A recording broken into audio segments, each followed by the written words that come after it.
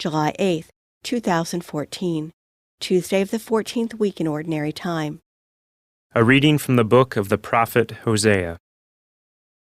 Thus says the Lord, They made kings in Israel, but not by my authority. They established princes, but without my approval. With their silver and gold they made idols for themselves, to their own destruction. Cast away your calf, O Samaria, my wrath is kindled against them. How long will they be unable to attain innocence in Israel? The work of an artisan, no God at all, destined for the flames, such is the calf of Samaria. When they sow the wind, they shall reap the whirlwind. The stalk of grain that forms no ear can yield no flour. Even if it could, strangers would swallow it. When Ephraim made many altars to expiate sin, his altars became occasions of sin. Though I write for him my many ordinances, they are considered as a stranger's. Though they offer sacrifice, immolate flesh, and eat it, the Lord is not pleased with them.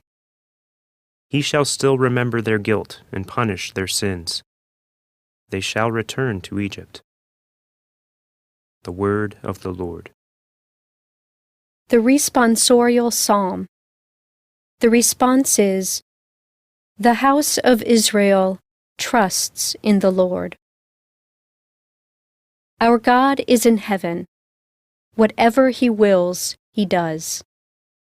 Their idols are silver and gold, the handiwork of men. The house of Israel trusts in the Lord. They have mouths, but speak not. They have eyes, but see not. They have ears, but hear not. They have noses, but smell not. The house of Israel trusts in the Lord. They have hands, but feel not. They have feet, but walk not. Their makers shall be like them, everyone that trusts in them. The house of Israel trusts in the Lord. A reading from the Holy Gospel according to Matthew. A demoniac who could not speak was brought to Jesus, and when the demon was driven out, the mute man spoke. The crowds were amazed and said, Nothing like this has ever been seen in Israel. But the Pharisees said, He drives out demons by the prince of demons. Jesus went around to all the towns and villages, teaching in their synagogues, proclaiming the gospel of the kingdom, and curing every disease and illness.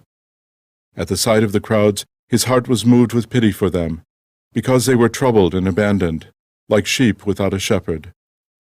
Then He said to His disciples, The harvest is abundant, but the laborers are few.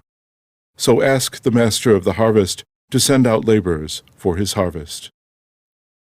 The Gospel of the Lord.